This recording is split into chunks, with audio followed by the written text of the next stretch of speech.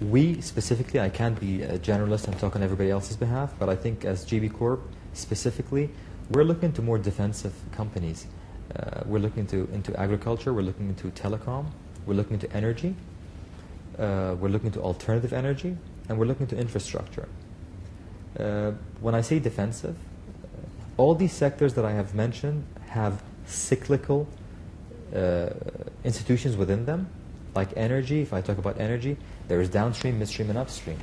There is E&P, exploration production, which is very cyclical. We, at this point, are trying to avoid cyclical businesses which work, the price of oil is high, you make a lot of money, but if it drops, the company goes out. We're looking for more service-oriented sectors within these sectors, where no matter what happens to the fluctuation in pricing, they are still servicing existing companies. And we have constant revenue, organic growth. And that's what we're looking for. But they are impacted also by the cyclical. But it's not as they're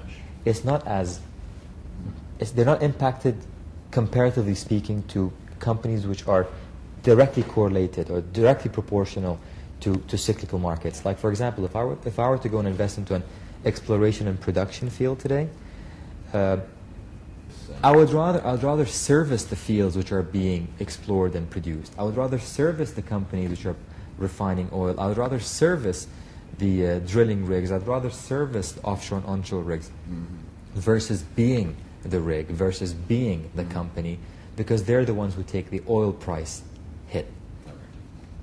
Like E&P, if I were to go and invest into a block to buy it, let's say it has 5,000 barrels a day.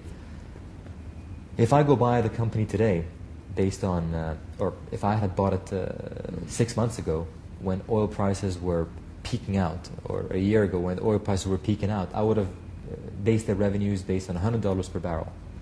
And I would have bought the company at that revenue multiple and expected to grow even further. But then what happened when the price of oil hit 30? I just 1/3 slashed my revenue and killed my investment. So these are cyclical factors which in investment banking is risks that needs to be mitigated at this point. And the focus should be on more safe, secure, sound. Because remember, you're investing for investors.